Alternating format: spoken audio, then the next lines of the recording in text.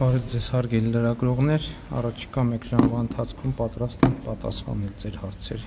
Համեցեք։ Քանի որ նախորդ անգամ երկու գործընկեր հարցը չէր հնչեցրել, այս բանի առնվազն։ Շնորհակալություն։ Պարոն վարչապետ, ազգային ժողովում դուք խոսեցիք ավիատոմսերի մատչելիության մասին։ Մի կողմից կառավարությունը խրախուսում է լոու-քոստերների աշխատանքը, որ ավելի շատ մատչելի ավիատոմսեր հասանելի լինեն քաղաքացիներին, մյուս կողմից խնդիր ենք ունենում վիզաների հետ կապված։ Խնդրում եմ ուշադրություն դարձնել ոչ թե վիզա ստանալու, այլ վիզաների համար հերթագրվելու մասին է։ Տուրիստական սեզոնը որքան մոտենում է, այնքան ավելի է խնդիրը սրվում եւ նույնիսկ միջանկյալ օղակները prime time-ի համար այնպիսի գումարներ են շրջանառում, որ տուրիստական փաթեթին հավասար գումար է լինում։ Եթե չեմ սխալվում, կառավարությունը եվրոպացի գործընկերների հետ քննարկումներ ուներ, որ միջանկյալ լուծում լիներ վիզաների ազատականացմանը զուգահեռ, մասնավորապես Գերմանիան էր արձագանքել հերթագրումների հետ կապված նոր գործիքակազմի, ինչ նորություններ կան այդ ուղղությամբ, արդյոք մյուս եվրոպական պետությունների դեսպանատները ևս արձագանքել են։ Շնորհակալություն։ Շնորհակալ եմ հարցի համար։ Նախ մենք պետքա, այսինքն խնդրեմը հետևյալի մեջ է, որ մարդիկ հերթագրվում են Եվրոպական միության երկրներ վիզա ստանալու համար եւ իրենց հերթը ամիսներ անց պետք է գա։ Ես ուզում եմ մենք արձանագրենք, թե ինչն է նախ սրա պատճառը։ Ես նախորդ օր ազգային ժողովում իմ ունեցած ելույթում խոսեցի, բայց պարզվեց, որ ես թիվը ճիշտ չեմ ասել եւ ասացի, որ 400%-ով է աճ գրանցվել դեպի Եվրամիություն ուղևորա հոսքերի եւ 2017 թվականի համեմատ դեպի Եվրամիության երկրներ 2025 թվականին 580%-ով աճ արձանագրվել։ Այն դեպքի մասին 580%-ով պատկերացնում եք, այսինքն եթե 2017 թվականին մեկնել էր 1000 մարդ, 2025 թվականին մեկնել է 5800 մարդ։ Եվ խոսքը այս դեպքում այն քաղաքացիների մասին, ովքեր ստացել են ակնհայտորեն վիզա, հակառակ դեպքում չէին կարողանա գնալ։ Եվ մեր գործընկերները, եւ մենք արդեն մի քանի տարի այս թեմայով զբաղվում ենք, իրենք ասում են, որ մենք բյուջետային պլանավորում ունենք, ոչ մեկ չէր կարող կանխատեսել, որ Հայաստանում այսպիսի հոսքի մեծացում է տեղի ունենալու, եւ նաեւ դա է պատճառը, որ մենք հիմա վիզաների ազատականացումն ենք բանակցում եւ մենք համոզված ենք, որ իմիջայլոց այսօր միակ երկիրն է Հայաստանի Հանրապետությունը, որի հետ Եվրամիությունը բանակցում է վիզաների ազատականացման շուրջ եւ ես համոզված եմ, որ մենք շատ արագ, հնարավորինս արագ, լավ այսպես ասենք, արդյունք կարձանագրենք։ Ես ուզում եմ ձեր տված հարցից առիթից օգտվել եւ անդրադառնալ նաեւ մի այլ թեմայի, որովհետեւ ելույթի մեջ չկարողացա չհասցրեցի դրան անդրադառնամ կամ այլ ուղղությամբ էր ելույթը, որ խոսք էր գնում 2 եվրոյով տոմս լառնակա կա թե չկա։ Այդ իմ ափսոս մյուս հեռախոսի մեջ այդ սկրինշոթը կա, որ այո, իմ ելույթի պահին, երբ որ ես սկսել եմ դրա մասին խոսել, վաղվա համար, ամսի 19-ի համար 2 եվրոյով եղել է տոմս։ Հետո այսինքն գիտեք, որ գները լողացող են եւ նաեւ քննարկումներ կար, որ ես ասում եմ, որ թոշակառուները կարող են բարձրացրած թոշակով ստանալ։ Այո, կարող են 10000, եթե 2 եվրո է տոմսը, 900 դրամ է գալիս մոտավորապես, 900 քանի դրամ, եւ բնականաբար 10000 դրամով քանի տոմս կարող են գնել։ Եվ ընդհանուր առմամբ թոշակառուների հետ կապված մեր խնդիրները լուծելիս, տեսեք, երբ որ մենք մեր տուրիստներին տեսնում ենք այլ երկրներից եւ ընդհանրապես միջազգային կյանքում շատ ընդունված է, որ մարդիկ իրենք թոշակի տարիքը օգտագործում են ճամփորդելու համար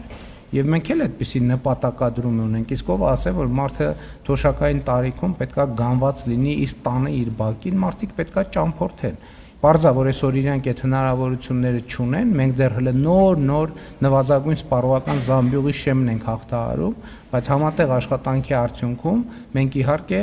համոզված եմ այդ խնդիրը նույնպես կլուծենք, որ նախ թոշակառու մեր սիրելի թոշակառուները սկսեն Հայաստանի Հանրապետության մեջ շատ ճամփորդել, հետո նաև արտերկիր ճամփորդել։ Ի վերջո դա բարեկեցության շատ կարևոր մի էլեմենտ է, բայց նաև ուզում եմ ասել, որ ընթացիկ շրջանում էլ մենք անդադ վերջին անգամ Եվրամիության հետ գործընկերների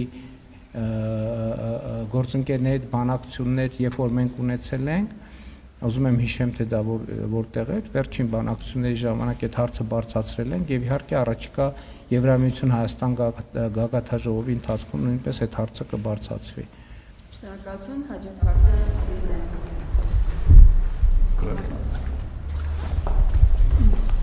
Պարոն Փաշինյան, 2025 թվականի տվյալներով Հայաստան ներկրման ամբողջ ծավալի գրեթե 11.5%-ը մտել է Հայաստան մեղրի անցակետով, բայց այդ ապրանքների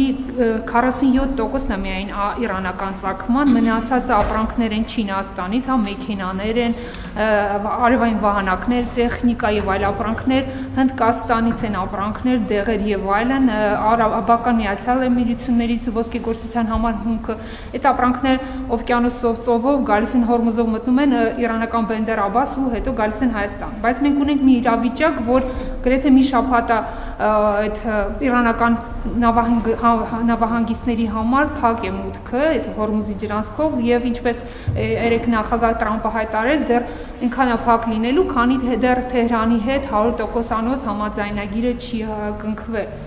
Ինձ հետաքրքիր է Հայաստանի կառավարությունը այդ հեռանկարի համար ունի պլան B, մշակվել են արդյոք ինչ-որ լոգիստիկ ալտերնատիվ երթուղիներ, որպեսզի մենք չունենանք դեֆիցիտ այդ ապրանքախմբերի համար, չունենանք գների աճ եւ եթե որոշ ապրանքներ տարանցիկ էին դիտարկում Հայաստանը, հա չունենանք մատակարարումների շղթայի խաթարում։ Շնորհակալություն։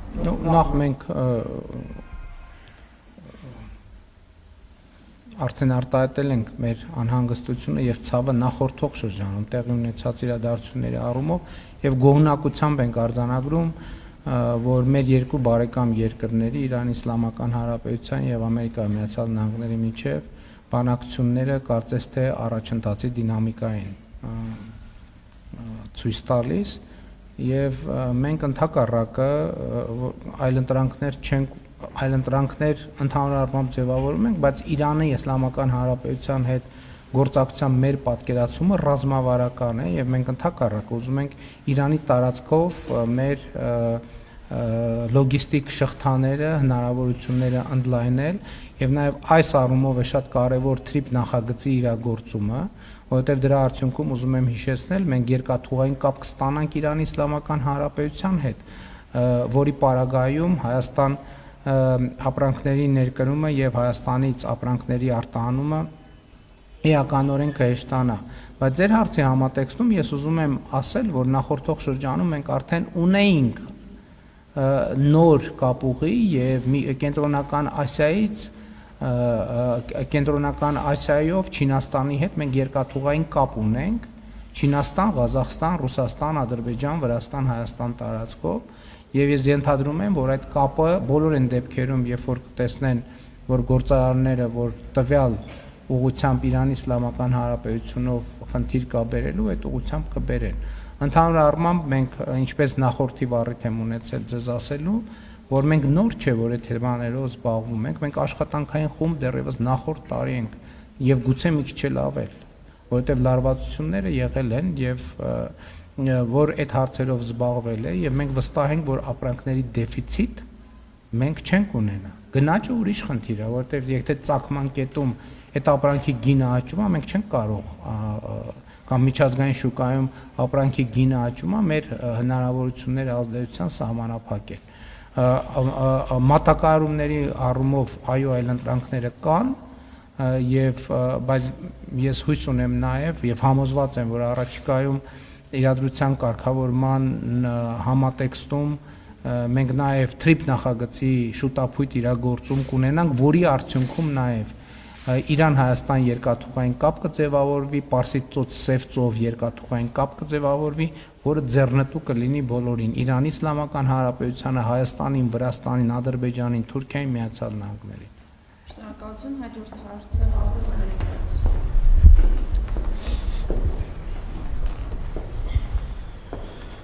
Շնորհակալություն, պարոն վարչապետ, ուզում եմ անդրադառնանք ազգային ժողովում երեք ձեր հնչեցրած հայտարարությանը մի հատված մեջ բերեմ։ Ես չեմ կարող հավատալ, կներեք հազար ներողություն, եթե հիմա ասեմ, գիտեք ինչ կարող է ուժեղ Հայաստանը, Հայաստան դաշինքը, ուժեղ ՀՀԿ-ն եւ ԲՀԿ-ն անցնեն խորհրդարան, նշանակում է իմ մտքով անցկացնեն, որ Հայաստանի Հանրապետությունում այդքան շուն ու շանգյալ կա, որ կարող է իրենց օգտին քվեարկի։ Պարոն Փաշինյան, այսպեսով դուք արդյոք ճնշում չեք գործադրում հայաստանյան քաղաքացիների ազատ կամ արտահայտման վրա, ովքեր կնախընտրեն ոչ թե իշխանություններին քվե տալ, այլ ընդդիմադիր ուժերին։ Նախ թույլ տվեք ասել, որ ձեր մեջբերումը իմ խոսքից է, բայց խոսքը ամբողջական է, այսինքն ես նախ ասել եմ հետևյալը, որ քաղաքական ուժերը պատերազմի եւ որ նույնն է նախկինների երրագլուխ կուսակցությունը գալիս մարդկանց անվանում է ժեղ, անվանում է շունուշանգյալ, անվանում է բոշա եւ հետո ասում է մենք ընտրություններում հաղթելու ենք կամ մենք ընտրություններում հաջողություն ենք ունենալու։ Եվ ես մտածեմ, որ այդ ուժերը կարող են ընտրություններում հաջողություն ունենալ եւ նրանք դրանով մարտահրավեր են նետում Հայաստանի Հանրապետության քաղաքացիներին։ Այսպիսով իրենք պիտակարավորելով իրենց պոտենցիալ ընտրողներին որպես այդպեսին։ Եվ ես ասում եմ, չեմ կարող նախ Հայաստանի Հանրապետության բոլոր քաղաքացիներին կոչ եմ անում իրենց քաղաքական դիրքորոշմամբ ցույց տալ, թե ով է իրականում շունուշանգյալը ու բոշան նկատի ունենալով պատերազմի երրագլուխ կուսակցության վերնախավին։ Եվ այո, շատ անհարգալից կլինի իմ կողմից, եթե ես մտածեմ, որ Հայաստանի Հանրապետությունում կան քաղաքացիներ, ովքեր պատրաստ են պատերազմի երրագլուխ կամ որ նույնն է նախկինների երրագլուխ կուսակցության ներկայացուցիչների մարտահրավերը կուլ տալ եւ այդպիսի քաղաքական ընտրություն կատարել։ Ընդդիմությունը մենակ այդ երեքը չեն, էլի ընդդիմություններ կան, որոնք ոչ ժեխ են ասում, ոչ շունուշանգյալ են ասում, եւ ընդհանրապես ինձ համար Հայաստանի քաղաքացիները 2018 թվականից ունեն ազատ կամ արտահայտման իրավունք եւ ոչ քավլիցի մտքով այդպիսի բան չի կարող անցնել։ Չի կարող անցնել, որովհետեւ դա կհակասի իմ քաղաքական ինքնությանը եւ իմ քաղաքական ծագումնաբանությանը։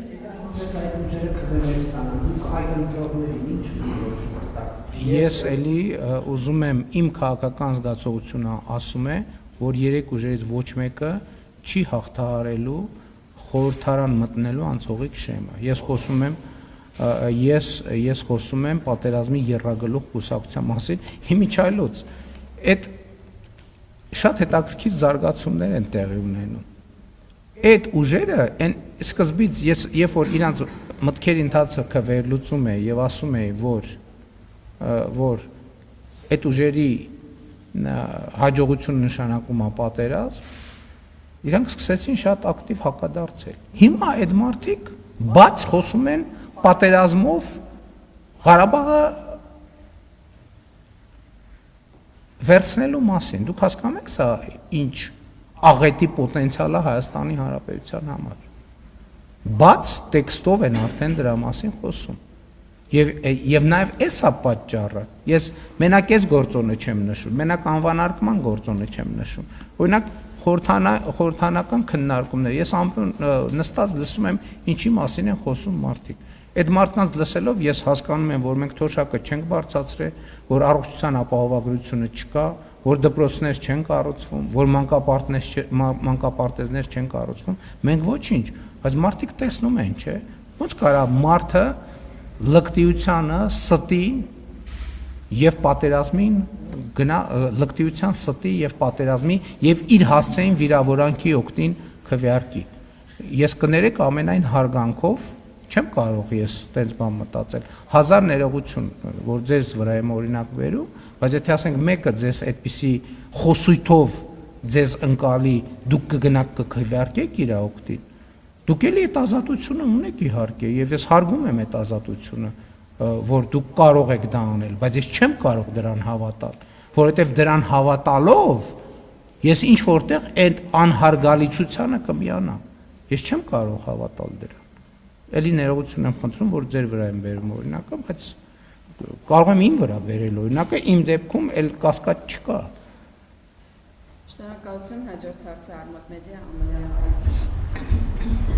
Պարոն Փաշինյան, ես մի քանի տվյալներ ասեմ, հետո հարցը ձևակերպեմ։ Չերկովի դպրոցի տնօրենը քաղաքապետ Տիգրան Ավինյանի ընկերոջ կինն է։ Ջոն Կիրակոսյանի անվան դպրոցի տնօրենը Ավինյանի ընկերոջ կինն է։ Պուշկինի անվան դպրոցի տնօրենը քաղաքապետարանի կրթության վարչության պետ Մարգարիտա Խաչատրյանի ընկերուհին է։ Նանսենի անվան դպրոցի տնօրենը նույն Մարգարիտա Խաչատրյանի եղբայր ընկերոջ կինն է։ Գայի անվան դպրոցի տնօրենը Մարգարիտա Խաչատրյանի ընկերուհին է։ Հիմա հարցս, պարոն Փաշինյան, ասում եք ԽԾԲ-ի մորոք չի լինելու, չի գործելու։ Տեղյակ եք, որ ձեր պաշտոնյաներն իրենց ծանոթներին տնօրեն են կարգում, կոռուպցիոն ռիսկ տեսնում եք, թե ոչ, եւ հաջորդ հարցս, պարոն Փաշինյան, ինչու եք այդքան վախենում Սամվել Կարապետյանից։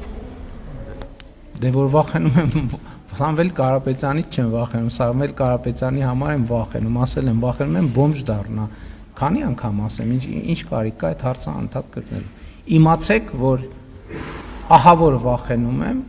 նրա բոմժ դառնալուց, ընդ որում միջև տարեվերջ։ Գոնե մի տասնամյակ բանելներ, դիմացելներ էլի ավելի քիչ կվախենայի, բայց հիմա ահա որ վախենում եմ։ Ինչ վերաբերվում է կներեք դուք ավարտեք ձեր հարցերը, որ ես պատասխանեմ։ Վերջացրեք։ Ձեր մյուս հարցը, գիտեք, ցանկացած դեպքում, երբ որ ես տեսնեմ, որ կա այդ համակարգը, ես ռեակցիա կտամ, որովհետև նախ երկու գործոն կա, ես կավելացնեի, օրինակ ձեր իսկ հետապնդման ենթարկվող Վարդան Ղուկասյանի աղջիկը Գյումրիում դպրոցի տնօրեն է, Տարոն Մարգարյանի քույրը դպրոցի տնօրեն է, իմ մոտ էլ է հարց ծագում, թե ինչու։ Ես մի բան կարող եք վստահ լինել, որ ես այդ բոլոր նշանակումներում դեր չեմ ունեցել։ Ես չունեմ գետ մի ծանոթ, որը հանրապետությունում կամ մանկապարտեզի տնօրեն է նշանակվել, կամ դպրոցի տնօրեն է, կամ ընդհանրապես որևէ բանի տնօրեն է նշանակվել։ Ես 8 տարի վարչապետ եմ, 8 տարի վարչապետ եմ, եւ ես ձեզ պատասխանատու կերպով ասում եմ, իմ որևէ ծանոթ, որևէ բարեկամ այդ փաստի բերումով որևէ տեղ ոչ դպրոցի տնօրեն է նշանակվել, որ մանկապարտեզի տնօրեն է նշանակվել։ Ես հիշում եմ իմ խոսակցությունը հիմա ընդդիմության շարքերում գտնվող մի պաշտոնյայի հետ։ Հրավիրել եմ իմ հերթական աշխատանքային քննարկման ժամանակ, ասում եմ, ինչ որ տվյալներ կան, ասում եմ, դե այս մարդը ով է, որ ստեղ նշանակել ես։ Հիմա ընդդիմադիր է, իմիջիալոց ասեմ, առիթ կգա անունը կասեմելու է։ Այո, բարձրաստիճան պաշտոնյա, որ ինձ զեկուցում է։ Ասում եմ, դե այս ով է, որ ստեղ նշանակել ես, դե ասում է ընկեր է։ Ասում եմ, այս ով է, եւ այլն, ասելսի դու կարող մտածում ես, որ ես ընկեր չունեմ Հայաստանի Հանրապետությունում, որ տենց ընկերներիդ բերում ես շարում ես, ասենք մտքովդ չի անցնում, ասենք լավ, ես վարչապետից նշանակել է այս պաշտոնին, հիմա այս մեկը իմ ընկերն է, այս մեկը ընկերոջս ընկերն է, մեկը ընկերոջ ընկերն է, մտքովդ չի անցնում, լսի վարչապետը ընկեր չունի, ասենք մտածում եք, որ դուք տենց բոլորը տենց ուժեղ շրջապատով տղերք եք, ես է տենց բան մենակ ու տխուր, հիմա ուղարկել եմ ընդդիմադիր քաղաքական գործունեության, ընկերներին թող հավաքի, ընդդիմադիր քաղաքական գործունեությամբ զբաղվի։ Շնորհակալություն։ Հաջորդ հարցը Շանթալ։ Դե ձեզ խնդրեցի, չասի հարցերը ավարտեք, որ պատասխանեմ։ Հնարավոր չի, հասկանում եք, շարունակական հարցերին հնարավոր չի պատասխանել։ Ինչ էլ պատասխանեմ, մի հատ նոր տենց անընդհատ կլինի երկարաժամկետ։ Խնդրում եմ բոլորիդ, եկեք այդ պայմանավորվենք։ Ավարտեք հարցը, ես որ հարցին իմանամ ինչ հարց եմ պատասխանում։ Պարոն վարչապետ, այս տարվա հունվարի 14-ին, փետրվարի 26-ին, ապրիլի 2-ին, ապրիլի 14-ին ունեցանք զինծառայողների մահվան դեպքեր։ Պարոն վարչապետ, որտեղ եք տեսնում համակարգային բացերը եւ ինչն է ձախողում խաղաղ պայմաններում ծառայության կազմակերպման ընթացքում։ Ինչ կոնկրետ քայլեր են նախատեսվում ձեռնարկել եւ արդյոք հնարավոր է, եթե անվտանգության նկատառումները թույլ տան, դիրքերում, զորամասերում տեսահսկման լայնածավալ սարքեր կամ համակարգեր տեղադրվեն հատկապես բռնության կամ ինքնասպանության դրդման դեպքերը կանխելու, վախենում կանխելու նպատակով։ Եվ երկրորդ հարցը, պարոն վարչապետ, վերջին օրերին ակտիվ շփումներ ենք տեսնում, ազգային ժողովի նախագահը Ստամբուլ այցելեց, փոխարտգործ նախարարը եղավ Անտալիայում, մասնակցեց դիվանագիտական ֆորումին, հանդիպումներ եղան թե թուրք, թե ադրբեջանցի գործընկերների հետ, եւ այս ֆոնին կարող եք հստակ ասել ներողություն, հայ-թուրքական սահմանի բացման եւ հայ-ադրբեջանական խաղաղության համաձայնեցման մասով իրականում ինչ փուլում ենք եւ կա կոնկրետ ժամկետ կամ քաղաքական պայմանավորվածություն, թե գործընթացը դեռ կախված է լրացուցիչ նախապայմաններից։ Շնորհակալություն։ Ես կարծում եմ, որ վաղուց ժամանակն է, որ Հայաստանյան եւ ադրբեջանցի եւ թուրք պաշտոնյաների շփումները մեզ համար լինեն աշխատանքային առօրյա գործունեության այդ ընդհանուր ընկալման մեջ։ Ինչ վերաբերում է process-ներին, նոր բան չկա ասելու, ինչ որ նախկինում ասել եմ, այդ տրամաբանության մեջ են, բայց կա նաև այն, որ ամենօրյա աշխատանք է տեղի ունենում, մենք փորձում ենք հնարավորություններ գտնել, նաև տարբեր ուղղություններով զարգացնելու հարաբերությունները, եթե չեմ սխալվում, թուրքական ավիաընկերությունները սկսել են թռիչքներ Հայաստանի Հանրապետություն, եւ ուզում եմ ասել, որ օրինակ այդ պայմանավորվածությունը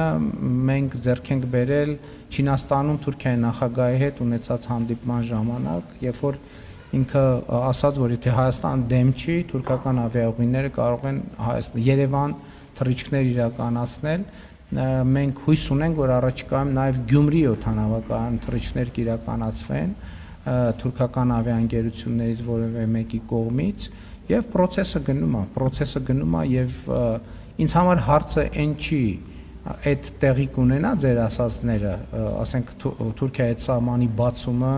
եւ Հայաստան-Ադրբեջան խաղաղության համաձայնագրի ստորագրումի հարցը նա թե երբ դա տեղի կունենա, մենք աշխատում ենք այնպես անել, որ դա հնարավորինս շուտ տեղի կունենա։ Ինչ վերաբերում է ձեր առաջին հարցին, ես համոզմունք ունեմ, որ դա կապված է մեր կրթական համակարգի հետ, սկսած մանկապարտեզից։ Ես մի քանի անգամ նշված դեպքերից հետո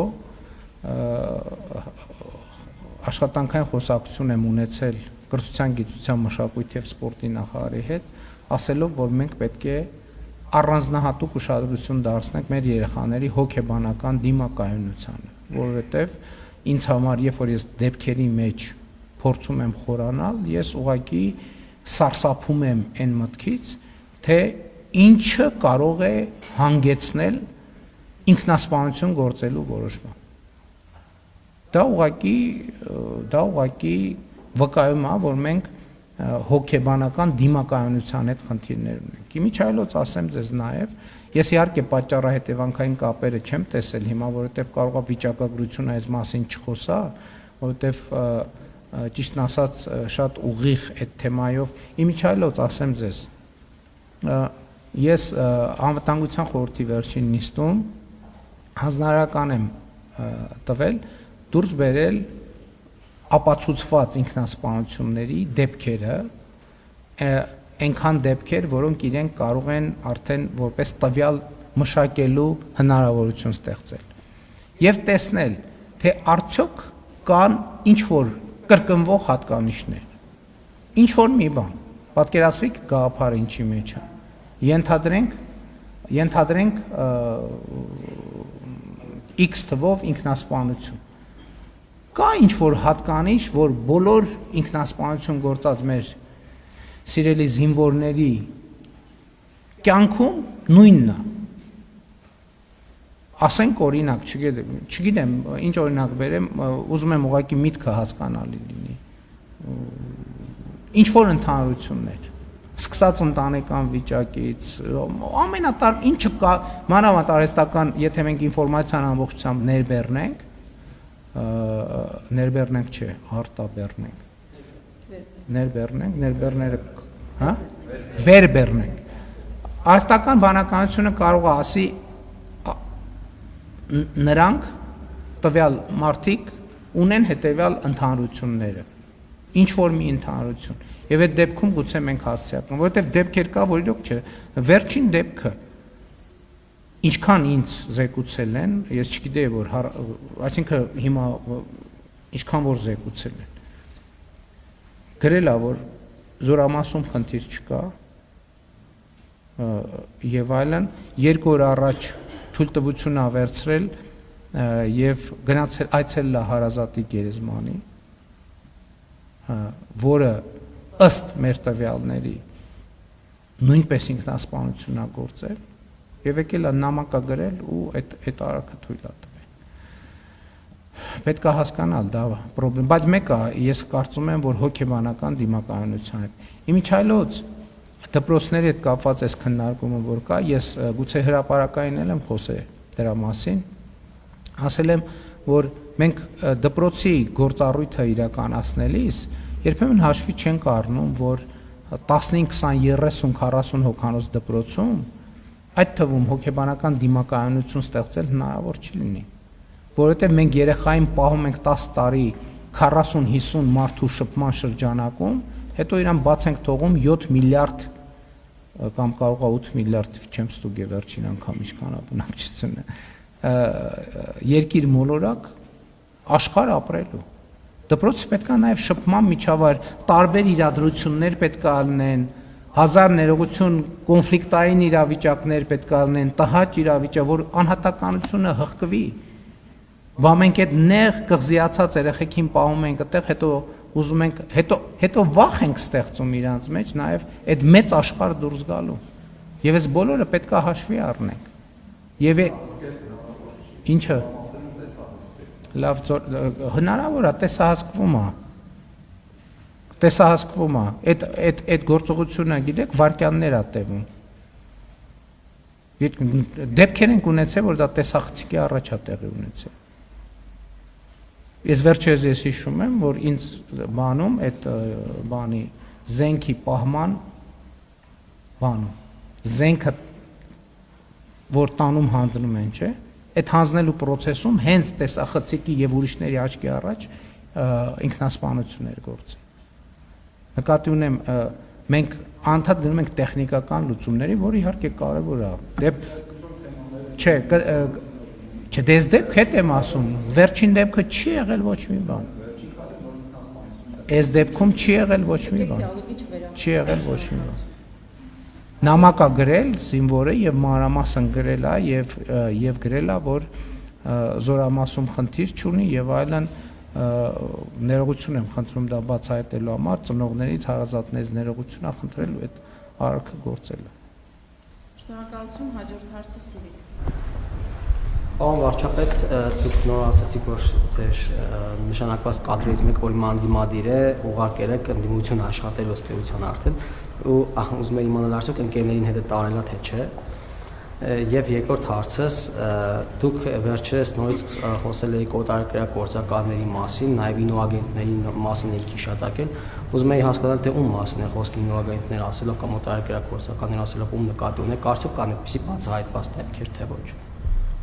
Նախ ես կարող եմ ասել այդ ընկերներից ոչ մեկ չի աշխատում հիմա, բնականաբար։ Համենայն դեպս նրանք, ովքեր զուտ ընկեր լինելու փաստի բերումով են նշանակվել աշխատանքի։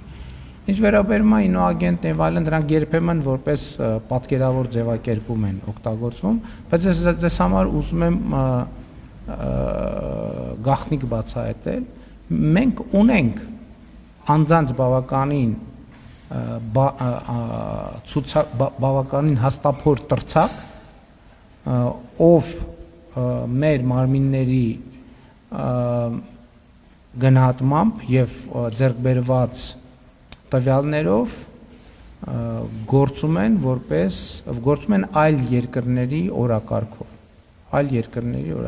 դա տարբեր ձևով է։ Եթե այդ մարդիկ դեռ ազատության մեջ են,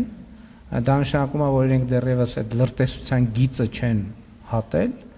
բայց գործում են այդ տրամաբանության մեջ։ Շնորհակալություն, հաջորդ Եվ այն դեպքերում, երբ որ արդեն գծեր կհատվեն, կան որ շատ մոտիկ են, գծին sense եզրով քայլում են, երբ որ հատեն կլինի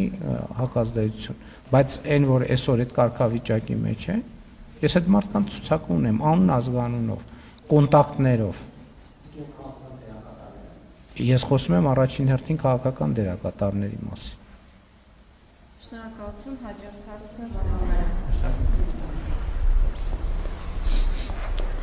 Դուք անդադ խոսում եք, մի հատ լավ բան պետք է ասեմ, բայց մինչև սա ուղղակի ռեպլիկի կարգով։ Անդադ խոսում եք եռագլուխ ինչ որ ուժեր, պատերազմի կուսակցություններ, ասում եմ հասկանալ այդ պատերազմի կուսակցություններից օրինակ ԲՀԿ-ն կապ ունի պատերազմի կուսակցության հետ, թե ուժեղ Հայաստանը, հələ թե Քոչարյանը, որը որ օրինակ ձեր օրոք ձեր պատերազմի ժամանակ 20 թվականի իրենց ոչ մեկ իշխանություն չէին։ Էլ չեմ ասում, որ ԲՀԿ-ն ժամանակին կոալիցիա եղած ձեզ հետ, հիմա իրանք ինչ եք դուք անընդհատ թիրախավորում այդ երեքին սարքել եք եռագլուխ հրեշ։ Օրինակ Արման Թաթոյանը, Սուրեն Պետրոսյանն ու այն տղան ինչ էր, Գուրգեն Սիմոնյանն, հա, ինքը օրինակ իրենք ընդդիմադիր չեն, իրենք վտանգավոր չեն ձեզ համար, որ իրենց չեք թիրախավորում, իրենց ոչ իման չեք ասում, թե իրենք կեղծ ընդդիմություն են, թե իրենք ձերոնքական ընդդիմություն են, իրական վտանգ են երեքից։ Չեք կարծում, որ մի քիչ անազնիվ է թիրախավորել կոնկրետ ինչ որ ընտրված ուժերի։ Մեկ էլ ի տարբերություն այս թարախան դիմության ես իրականում ունակ եմ գնահատել եւ տեսնել լավը, արձանագրել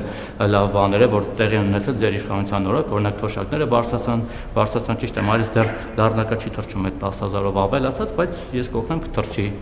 թոշակները։ Ճանապարհներ եք կառուցում, որը լավ է, նախկիները թալանում էին, չէին անում, օրինակ մեր թաղամասում եք հիմնանորոգում, հյուսիս հարավը, մի խոսքով բազմաթիվ դա բաներ արել եք, մանկապարտեզ դպրոց եւ այլն եւ այլն։ Բայց մարդիկ ասում են, որ այդ ամեն ինչը նաև կյանքեր է արժեցել, ձեր գործունեությունը ողբերգություններ եւ մահեր է բերել իր հետ, ձեր ամեն հայտարարությունը, քայլը, սեփական կետից բանակցելը, չգիտեմ, ձեր տեղաշարժը անգամ ձեր Շարասյան, իր հետ մահ եւ կորուստներ ու ողբերգություն է բերել։ Հիմա հետո չթվարկեմ, հա, վերջին ավտոբուսի դեպքը, դրանից առաջ այլ դեպքեր, զինվորները գործընկերս ասած Ինչ ավտոբուս։ Այս ավտոբուսի վթարը, որ եղավ Լոռու մարզ, էլի ձեզ ուղեկցելու համար էր գնում։ Ճիշտ է, մեղավորը պարզվեցին քչեր, բայց ամեն դեպքում ձեզ համար էր գնում այդտեղ։ Այն գնայի ավտոբուսը։ Դե Արցախի հանձնումը, պատերազմը եւ այլն, այդ ամեն ինչը ձեր գործունեության արդյունքում կամ հետևանքով է եղել ավելի շուտ։ Մարդիկ դրա համար են ասում, որ վերջապես գնաք, հեռանաք, այս ողբերգությունների շղթան ավարտվի։ Հասկացանք, թոշակները, ասֆալտը, լառնական շատ լավ է։ Ես ապավագրությունը մենք օգտվում ենք, շատ շնորհակալ ենք։ Բայց այդ ամեն ինչը նաև զոհեր է բերում։ Գիտեք, գումարած նաև ատելություն, անընդհատ դուք վիրավորում եք, անընդհատ ինչ-որ մարդկանց բոմժ եք անվանում, չգիտեմ, շունշանգյա, ինչ ասեցիք, սպառնում եք, այն օրներ Ֆայլաբազարով անցնում էի, դեպ մոտեցան ինձ, խնդրեցին նաև ձեզանից են հարցում, ասում են, կներեք, ուղիղ ասում են, բա երբ են սրանք գնալու, ասում ինչ եք ուզում հեռանան, ասում են, որ վերջապես գնան, աշխատանք չունենան, իրանցից մեծ մասը չգիտեմ, որտեղ պետք է աշխատի, գան Ֆայլաբազարով մեր կողքը կանգնեն եւ հասկանան ինչ է նշանակում սեփական քրտիկով աշխատել, սեփական գումարը վաստակել եւ հետո նաեւ ծաղրել այդ գործով զբաղվողներին։ Հիմա վերջապես դուք այս ամեն ինչի մեջ խնդիր չեք տեսնում այդ բոլոր դրականների կողքին, որ այդ շղթան պետք է կտրել այդ մահվան ողբերգությունների կորուստների։ Նախ ես որևէ մեկին շունուշանգյալ չեմ ասել, ես մեջբերել եմ անդիմադիր քաղաքական ուժերի կողմից օգտագործվող բառապաշարը արտահայտված քննչական հակակոռուպցիոն կոմիտեի տարածած հաղորդագրությունից։ Այսինքն, երբ որ ես ասում եմ շունուշանգյալ, ես մեջբերում եմ ընդդիմության օգտագործող բառապաշարը, ժեխել եմ ասում որպես ընդդիմության բառապաշար, որը նրանք օգտագործում են մեր սիրելի ժողովրդի կողմից։ Իմ հեռացման մասին, ուրեմն ասել եմ տասնյակ անգամներ, երբ որ Հայաստանի Հանրապետության ժողովուրդը կորոշի, որ ես պետք է հեռանամ, ես կհեռանամ։ Երբ որոշի, ընդ որում ես դա երբեք չեմ կապել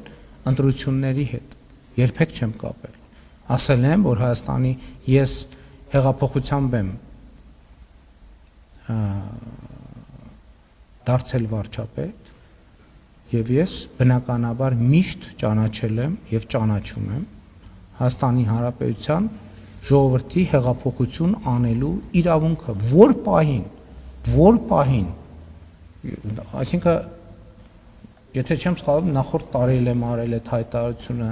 դրանից առաջ եմ արել, 2021 թվին եմ ասել եմ, եթե ժողովուրդը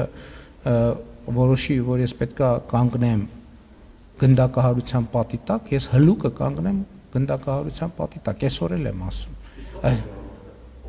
Հայաստանի Հանրապետության քաղաքացիները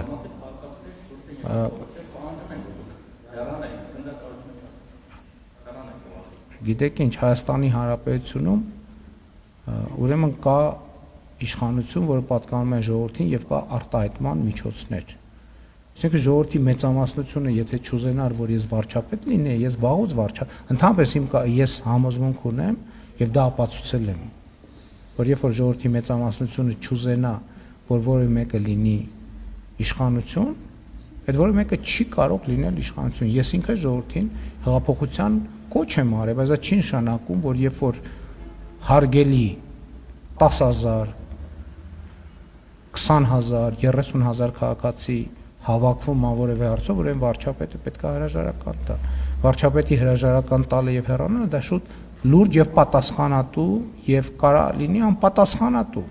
Եվ հետեւաբար այն ինչ որ դուք ասում եք, դրա պատասխանը Հայաստանի Հանրապետության ժողովուրդը տվել է եւ կտա։ Ես իմ մանրամասներին չեմ ուզում անդրադառնալ, որտեւ նախ 5 տարի է դրա մասին խոսում եմ, բոլոր նրբություններով 2 օր առաջ եմ վերջի անգամ խոսել, դրա նախորդող շրջանում խոսել եմ, ելի նախորդ օրը եւ անընդհատ եմ խոսում։ Ինչ վերաբերում է ֆայլաբազարին, ես բանվորություն շատ եմ արել։ Ես աշխատել եմ, ես իմ աշխատանքային գործունեությունը սկսել եմ բանվորությունից։ Ես երբեք որևէ աշխատող մարդու նկատմամբ չեմ կարող որևէ անհարգալիցության դրսևորում ցուցաբերել։ Ֆայլաբազարը չկա Երևանում, ֆայլաբազար, այսինքն դա վիրավորական բառ է ֆայլաբազարը։ Ես հեգնանքով ֆայլաբազար ինչ եմ ասում, հազար ներողություն, ես եթե հեգնանքով ասում եմ, այդ հեգնանքը դուք մի հասցեագրեք մարդկանց։ Ես հեգնանքը վերաբերվում էր նրան, հազար ներողություն, երբ որ ես ձեզ ասում եմ, որ դուք քվեարկելու եք մեր օգտին, եթե որ պահին մենք իշխանություն չլինենք, դուք պետք է այլ աշխատանք փնտրեք։ Ես ֆայլաբազար, ես փողոցներում քայլում եմ, ես երբ որ փողոցներում կոմունալ աշխատողի եմ հանդիպում, որ ես Երևանում շրջում եմ, ես մոտենում եմ այդ մարդկանց ձեռքով բարևում եմ, եթե դեմ չեն լինում, այս կրծքանշանից էլ նվիրում եմ, որպիսությունը հասնում եմ, դուք երբ կարաք տեսած լինեք, որ ես աշխատող մարդու նկատմամբ կապ չունի ինքը ինչ աշխատում։ Ես տասնյակ անգամներ եմ կառավարության նիստում հայտարարել, որ որևէ աշխատանք, չկա այդպիսի աշխատանք, օրինական աշխատանքի մասին է խոսքը, որը արժանի չի հարգանքի։ Դե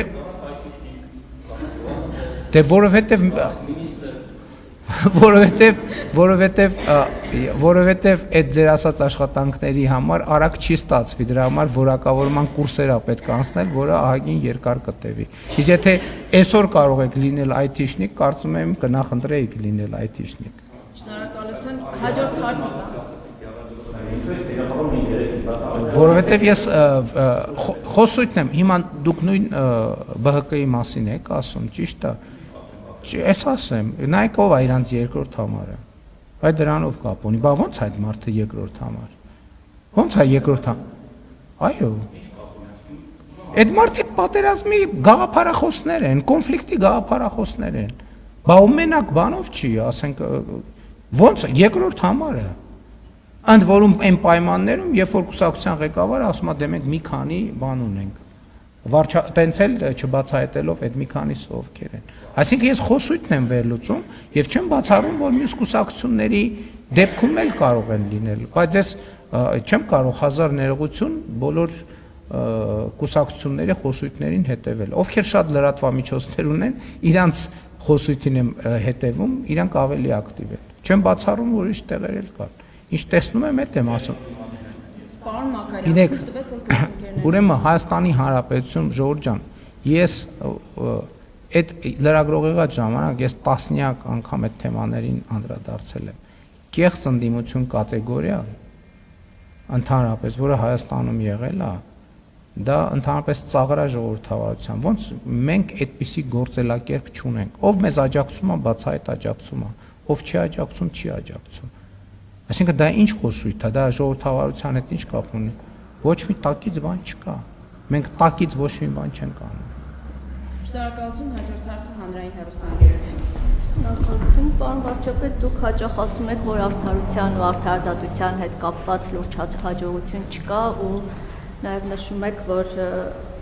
մարդիկ չունեն այդ զգացողությունը, այդ թվում դուք երթվյալ ատենակալների ինստիտուտն եք կարևորում այս առումով, նաև սահմանադրության մեջ փոփոխություն անելն եք արձանագրել ձեր կուսակցությունում։ Քանի որ տարբեր մոդելներ կան ատենակալների ինստիտուտի, արդեն կա կոնկրետ պատկերացում, թե ինչ եք առաջարկում։ Գիտեք, ես փորձագիտական մեկնաբանություններ չեմ կարող անել, որովհետև նրբությունը դա շատ բարդ ինստիտուտ է եւ ձեզ նման է ես կինոներում եմ տեսել, թե երթվյալ ատենակալների ինստիտուտը ոնց աշխատում, չնայած շատ կինոնկարներ, շատ հայտնի եւ շատ արժեքավոր իրական փաստերի նկարագրություն են եւ մասնագետները կասեն, բայց ես ուրիշ բան ասեմ, որ նոր համադրության ընդունմամբ դատական համակարգում էական փոփոխություններ պետք է տեղի ունենան եւ նույնիսկ կա առաջարկ, որ համադրության անցումային դրույթներում մենք ունենանք դրույթ, որ համադրության ընդունման պահից բոլոր դատավորների կարգավիճակը վերաձևակերպվի որպես դատավորի պաշտոնակատար կամ պարտականությունները կատարող եւ X ժամանակում միայն բարեվարկության նոր ստանդարտի հաստատմամբ, որի հաստատումը հնարավոր կդառնա արդեն նոր իրավակարգավորումներով, որտեղ բաներ կա, որ մեր իրավակարգավորումներով հնարավոր չի, նրանք կվերանշանակվեն, ովքեր այդ որակավորման գնահատումը կանցնեն դատավորի կարգավիճակով։ Իսկ երթվյալ ատենակալների ինստիտուտը ես մի բան գիտեմ, հա, իմիջայլոց ասեմ ձեզ, ես կարծում եմ, որ եւ դրա մասին խոսել եմ։ Ես միշտ խոսում եմ, որ չի կարող լինել իշխանություն, որը օրգանական կապով ժողովրդի հետ կապված չի։ Եվ այս առումով ես կարծում եմ, որ դատավորների ընդհանուր ժողովը, ասենք օրինակ բարձրագույն դատական խորհրդի անդամ ընտրելու կամ իրավունք պետքա չունենա։ Նրանք պետք է իրավունք ունենան տեխնացու առաջադրել, բայց բոլոր դեպքերում պետք է ընտրությունը վերջնական որոշումը կայացնի այն մարմինը, որ ժողովրդի առաջնային մանդատը կրում է, եւ այդ մարմինը ազգային ժողովն է։ Եվ այլն եւ այսպես շարունակ։ Շնորհակալություն, հաջորդ հարցը կենտրոն հեռուստաընկերություն։ Պարոն վարչապետ, շարունակելով գործընկերոջս հարցը, տեսեք ձեր իշխանության գալուց 8 տարի հետո եւ նախընտրական խոստումից 5 տարի հետո դուք հայտարարում եք, որ մաֆիա կա համակարգում մետաստազներ գցած բոլոր ոլորտներում, հա, դատախազությունում, ոստիկանությունում եւ արդյոք սա ձեր թերացումը եւ ձախողումը չէ, երբ միայն խոստումից 5 տարի հետո եք պարզում, որ մաֆիա կա համակարգում, արդարադատության ոլորտը խայտառակ վիճակ է, եւ ասում եք համանդրության փոփոխությունը կկարգավորի, ինչպես է կարգավորելու եւ մեկ հիշեցում էլ անեմ, երբ որ դուք ասում եք կա տենց դատավոր, որ կարող է իմ ասածը չանել։ Հիմա եթե համանդրությունը փոխեք, այսինքն նման հայտարարությունների դեպքում օրենսդրության ինչ որ պատասխանատվության կենթարկվեք, թե ոչ։ Եվ եւս մեկ հարց, տեսեք դուք խորհրդանում 3 եւ ձեր թիմակիցները մեղադրում են քաղաքական գործիչներին այս կամ այն կուսակցություններ գնալու վերադասավորումների համար։ Դա արդյոք քաղաքական process-ում նորմալ գործընթաց չէ։ Նաեւ մեղադրում եք, որ նախկին հղկականներ են, Քոչարյանի թիմից են, գնում են այս թիմ, այն թիմ, արդյոք նորմալ գործընթաց չէ, նկատի ունենալով այն հանգամանքը, որ ձեր թիմում էլ այսօր կան շատ նախկին հղկական անդամներ, պաշտոն զբաղեցնողներ եւ պատգամավորներ։ Նախ դատավորների իմ ասած չանելու մասին պետք չի կոնտեքստից կընտրել։ Ես ասել եմ, որ 2018 թվականին, երբ որ ես դարձել եմ վարչապետ, այդ համակարգը գոյություն ունեցել է։ Ես մերժել եմ այդ համակարգը եւ ասել եմ, որ դատական համակարգը պետք է լինի անկախ։ Բայց նկատի չեմ ունեցել, որ դատական համակարգը ինձնից պետք է անկախ լինի, մնացած շատերից կախված լինի։ Այստեղ որ դիսբալանսները առաջանում է եւ այդ խնդիրը պետք է լուծեն եւ այդ խնդիրը իմիջայլոց ասեմ նաեւ մենթալիտետային է, մտածողության խնդիր է, սոցիալ-հոգեբանական խնդիր է, կրթության խնդիր է, կարողությունների խնդիր է եւ այդպես շարունակ։ Եվ օրինակ, եթե պարզվի, որ Հայաստանում կա դատավոր, որ իր պրոֆեսիոնալ մակարդակով չի համապատասխանում դատավորի ստանդարտին, ինքը չի կարող լինել անկախ, որովհետև ինքը անդադ կախված է, որոշում գրելիս, դատավճիռ գրելիս, չգիտեմ, միջնորդություն քննարկելիս, անդադ ինքը դիմում է ուրիշների կարա եթե այդպիսի բան լինի ու դրանից արդեն կախվածություններ են առաջանում սրանից բխող հետևանքներով։ Ինչ վերաբերվում է մաֆիային, այն փաստը, որ կարող ենք արձանագրել, որ այդպիսի երևույթ կա, այդ նշանակում է այդ խնդիրների լուծման հետևից անկեղծորեն գնացել ենք, որ այդ եզրակացությանն ենք եկել, որովհետև կարող ենք բան չանել, ասել չասենք, որ վայ հանկարծ չասեն, որ մեր ձախողումն է, ու տենց էլ համաձայնության գաղջ մթնոլորտը պահպանվել։ Բայց դա կարևորը, որ ես այս կարգավիճակում դա ասում եմ։ Բա ինչի եմ ասում, դա նշանակում է, որ ես այդ խնդիրները խորքային լուծման հետևից գնացել եմ, չէ, գնացել եմ, առերեսվել եմ։ Նույնը վերաբերվում է, երեք ես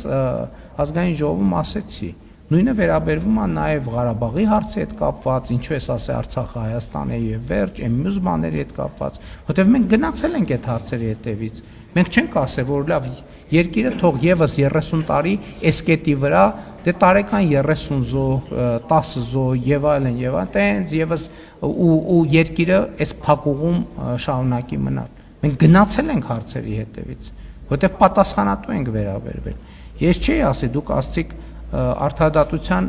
համակարգում կան խորքային խնդիրներ, այո, բայց արդարադատության համակարգում շատ խնդիրներ լուծված են։ Բայց ֆունդամենտալ առումով, եթե ինչ որ խնդրեմ մի հատված լուծված է, չի նշանակում, որ դա մենք պետք է գոհունակությամբ պետք է ջփակենք։ Ոչ, այդ պետք է շարունակվի։ Եվ այո, մաֆիան կա, այդ թվում քաղաքական արտահայտությամբ եւ քաղաքական մակարդակով, որովհետեւ իրանք այդ թվում ժողովրդավարության գործիքները օգտագործելով շարունակում են ազդեցություն ունենալ Հայաստանի Հանրապետությունում։ Եվ իմիջիայլոց ասեմ, այս խնդրեմը կա նաև բազմաթիվ ուրիշ զարգացած երկրներում, որտեղ միտեղ հաջողությամբ են լուծում, մյուս տեղը պակաս հաջողության են լուծում։ Մենք համոզված եմ, որ մենք այդ խնդրեմը հաջողությամբ ֆունդամենտալ արմատական ձևով կլուծենք եւ այդ թվում դրա համար մեր մանդատի շարունակություն ենք ակնկալում մեր ժողովրդից։ Շնորհակալություն։ Դե կներեք, այնքան շատ եք տալիս, չեմ հարցնում գրել, ինչի մասին։ Դե չեմ մեկնաբանի, հիմա դա քաղաքական։ Դե նայած որը հիմա ինչ, չգիտեմ, ասենք ենթադրենք, եթե օրինակ նույն մեր քաղաքական թիմի ներկայացում ենք, ասել ենք նույն մեր հանձնառությունը ինչ ա եղել, որ պետքա մենք շատ խստագույն բանով չափանիշներով վերաբերվենք ինքներս մեզ։ Մենք տեսնում ենք այն քաղաքական թիմի անդամները, այդպիսի դեպքեր եղել է, ում հետ կապված խնդիր ենք առաջացնում, այդ թվում 1, 2, 3 գծեր անցնում են եւ արդեն իրավական մեխանիզմները սկսում են գործել, մեկ էլ հոպ դառնում են ընդդիմադիր։ Այսինքն ինչ, բանի մեր քաղաքական թիմի անդամը լինելու նպատակը այն է, որ ինդուլգենցիա ունենան, ինչ ուզենան անեն, չի կարող այդպիսի բան լինել։ Շնորհակալություն, հարգելի գործընկերներ։ Մեր ասոցիացիայի շորսացն է, ուսման հավերժ, անձնարարը, հաջողությունների եւ առանցքային Պարոն վարչապետ, սահմանադրության հետ կապված երեք արդարադատության նախարարը ասաց, որ տեքստը պատրաստ է եւ դրա հրապարակել չհրապարակելու որոշումը պետք է կառավարությունը կայացնի։ Ես ուզում եմ իմանալ պատրաստի տեքստին ծանոթանալու հնարավորություն ունեցել եք, եթե այո, ինչպիսին է այն ըստ ձեզ հիմա պատրաստ է հրապարակման եւ ընդհանուր առմամբ ինչպիսին է դիրքորոշումը ձեր տեքստը հրապարակել չհրապարակելու ժամկետների վերաբերյալ ձեր թիմակից Մարիա Կարապետյանը ասում էր, որ լավ կլինի, որ մինչև ընտրությունները տեքստը հրապարակվի, արդյոք ձեր դիրքորոշումը եւս այդպիսին է եւ նախ ուզում եմ իմանալ, քանի որ իրական Հայաստանի գաղափարախոսությունը ձեր հաշվի առնելով եւ նաեւ այն հայտարարությունները, որ դուք պարբերաբար ասում եք, որ պատմական արդարության հետևից գնալու որևէ նպատակ եւ մտադրություն այլևս չկա, ուզում եմ իմանալ այս ամեն ինչը հաշվի առնելով, արդյոք տեսնում եք անհրաժեշտություն Հայաստանի զինանշանից հեռացնելու Արարատի պատկերը եւ Մոսկովյան բանակցություններից երբ որ վերադարձաք, եթե ես ճիշտ եմ հիշում, դուք ասացիք, որ ի թիվս այլ պայմանավորվածությունների նաեւ ռազմատեխնիկական պայմանավորվածություն է ձեռք բերվել, արդյոք սա նշանակում է, որ Հայաստանը Մոսկվայից զենք գնելու պայմանավորվածություն ունի։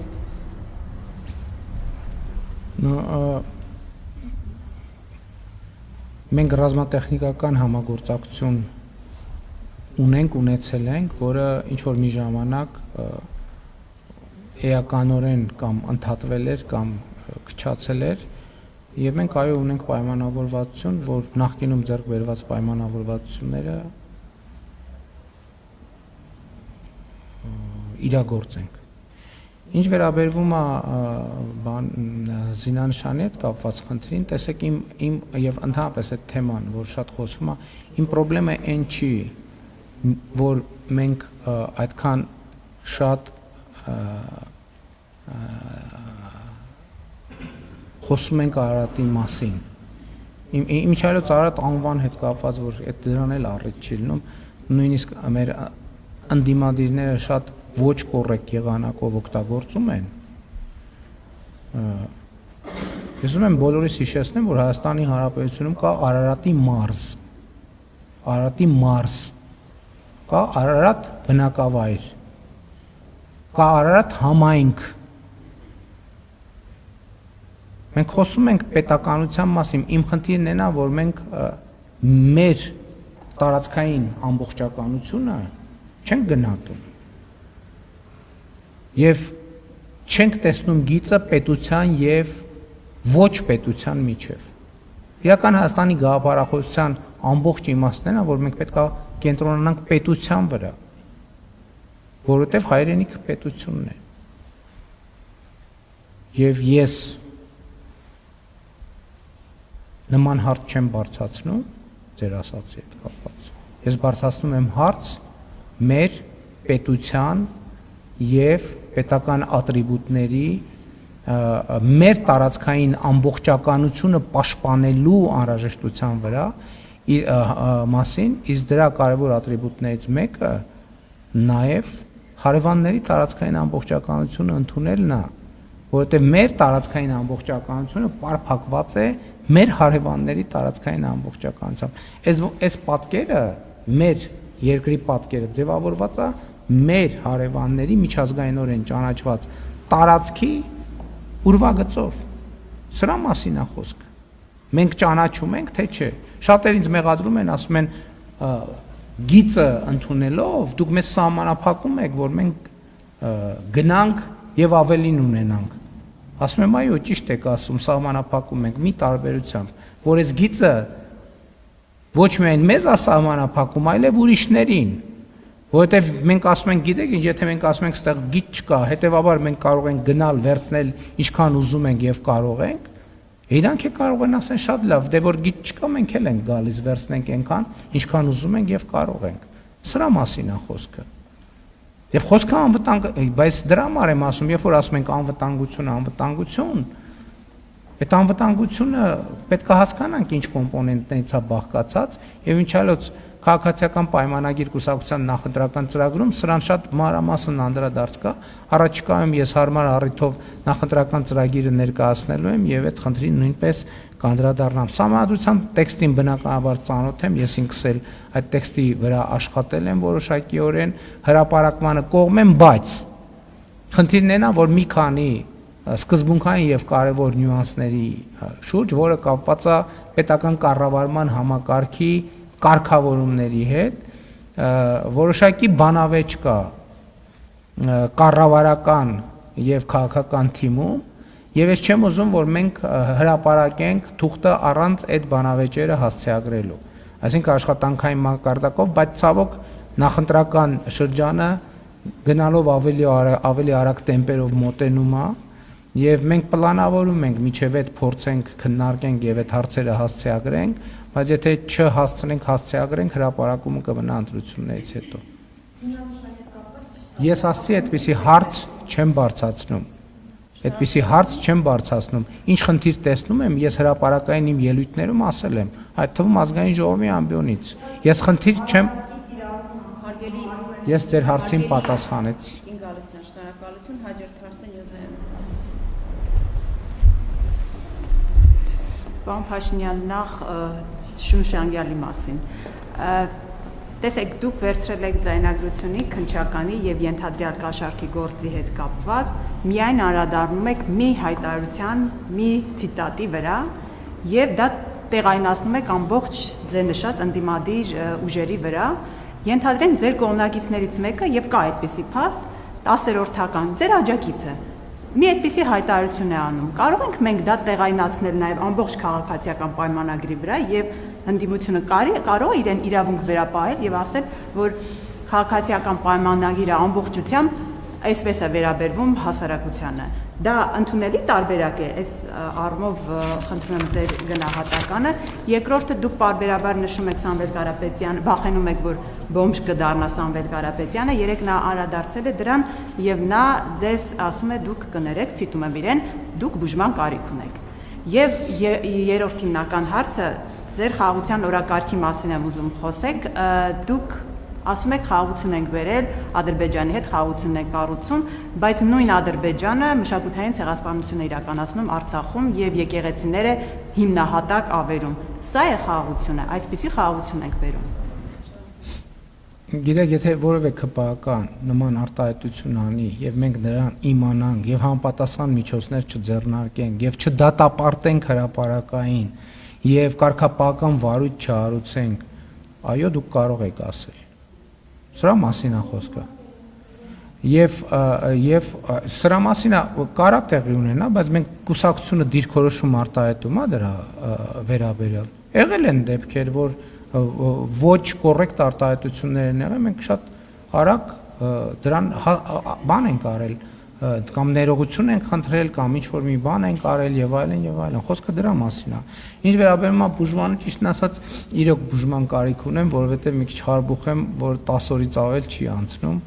այնպես որ շնորհակալ եմ իմ առողջական վիճակով այդպես հետաքրքրվելու համար։ Վերջին հարցը ինչ եմ գրել։ Էլ ինչ։ Հա, խաղաղության մասին, գիտեք, էլի հետեւյալն եմ ուզում ասել։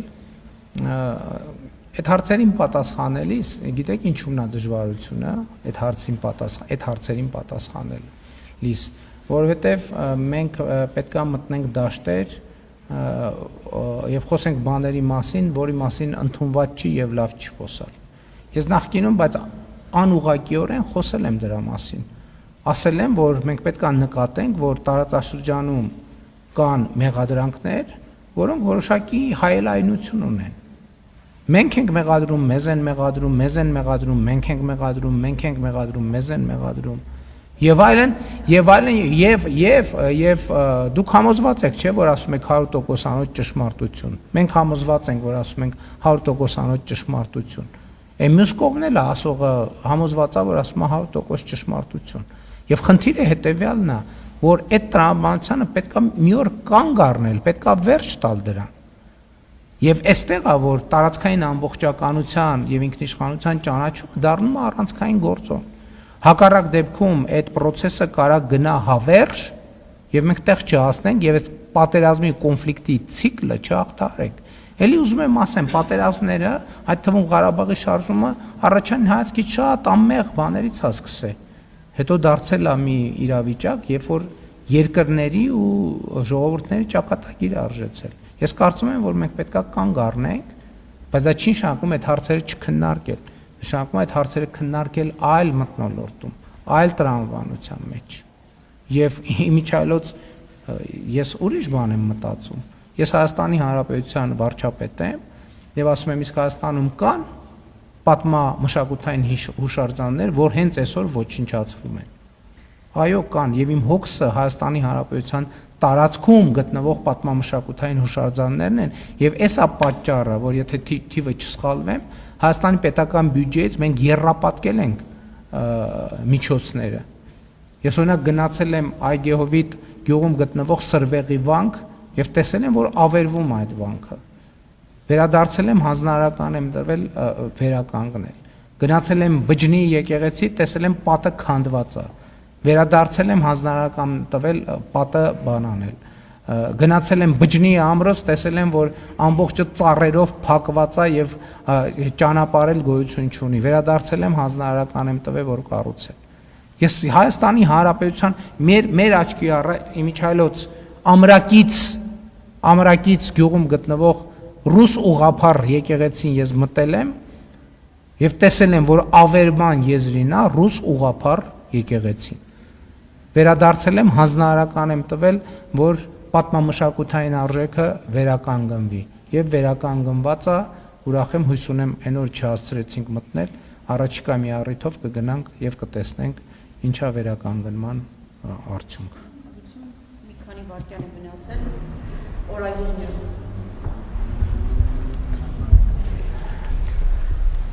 Պարոն Փաշինյան, օրեր առաջ ազգային ժողովում հայտարարեցիք, որ 2021-ի ընտրություններին դուք մասնակցել եք պսևդոդաշնակցական նախընտրական ծրագրով, հիշեցնեմ, դրանում կային դրույթներ Արցախի ինքնորոշման իրավունքի առաջմղման, Շուշիի եւ Հադրութի դեօկուպացիայի մասին։ Սա արդեն պատերազմից հետո էր, բայց դուք չսթափվեցիք եւ ձեր հիշատակած այդ օրակարգից չհրաժարվեցիք։ Բայց ամենայնիվ, հիմա որքանով վստահ լինենք, որ մի քանի տարուց էլ իրական Հայաստանի մեր 29743 քառակուսի կիլոմետր տարածքի մասին նույն կերպ 29743 Ստված 25 ասած։ Չէ, ճիշտ գիտեմ ձեր ասած թիվը։ Այդ տարածքի մասին դա ընդհանուր շեշտում եք առանց Արցախի մնացածի, լավ ինչև է։ Այդ տարածքի մասին նույն կերպ չեք խոսի, դուք հիշեցնեմ նաև, որ այդ տարածքից 200 քառակուսի կիլոմետրը ադրբեջանական զինուժը օկուպացրել է հենց ձեր իշխանության օրոք, որն է երաշխիքը, որ մի քանի տարի հետո չեք գա եւ այստեղ կանգնած չեք ասի, որ իրական Հայաստանն էլ այսպես կոչված Արևմտյան Ադրբեջանն է։ Գիտեք, մենք խոսում ենք Հայաստանի Հանրապետության միջազգայինորեն ճանաչված տարածքի մասին։ Եվ ձեր ասած նախադասությունը հնարավոր չէ հնչեցնել։ Ինչ վերաբերվում է նախորդ շրջանին, տեսեք, ես 2 օր առաջ էլ ազգային ժողովում ունեցած ելույթում էլի հիշատակեցի 2021-2026 թվականների կառավարության գործունեության ծրագրում արձանագրվածը, որ խաղաղության դարաշրջան բացելը ժողովրդի առաջ ստանձնած մեծագույն պարտավորությունն է։ Եվ գիտեք, կառավարումը եւ քաղաքական գործունեությունը եւ մանավանդ պետության կառավարումը ունի առանձնահատկություն եւ ինչի մենակ ձեր աշխատանքն էլ իհարկե իր մասշտաբով, որ երբեմն կանգնում ենք ընտրության առաջ։ Քանի որ մեր ընտրությունը մեծագույն պարտավորությունը եղել է խաղաղությունը, մենք գնացել ենք մեծագույն պարտավորությունը կատարելու ճանապարհով։ Այսինքն գոյություն ունի կշերքի մի նժարին դրվում է մի խնդիր ձևակերպման, երբ որ կա հակասություն, հասկանում եք։ Եթե չլներ հակասություն այդ խնդիրների իրագործման դեպքում, չէր առաջանա նաև այդ հարցը։ Բայց երբ որ կա իրավիճակ, մի ժամ մեր լրացավ, երբ որ կա մի իրավիճակ, երբ որ դու հասկանում ես եւ ակնհայտ է դառնում, որ դրանք համատեղելի չեն, պետք է կատարել ընտրություն։ Եվ մենք կատարել ենք ընտրություն Հայաստանի Հանրապետության ինքնիշխանության, տարածքային ամբողջականության եւ պետության հարատեվության օրակարգի օգտին։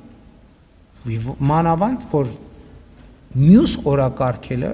իրագործելը մենք հասել ենք անհնարինության կետին։ Ըստ առանձնահատկությունն ինչ է, որ 2018 թվականից մենք անկեղծորեն գնացել ենք այդ օրակարգերը լուծելու ճանապարհով։ Եվ դրա վկայությունը, որ մենք Ղարաբաղի հարցի բովանդակության մեջ ոչ մի բան չենք փոխել, ոչ մի բան։ Դրա վկայությունը բանակցային փաթեթի հրապարակումն է, որ ամբողջ բանակցային փաթեթը հրապարակված է։ Բայց չեք զգում, որ ուր գնացին այդ խոսակցությունները,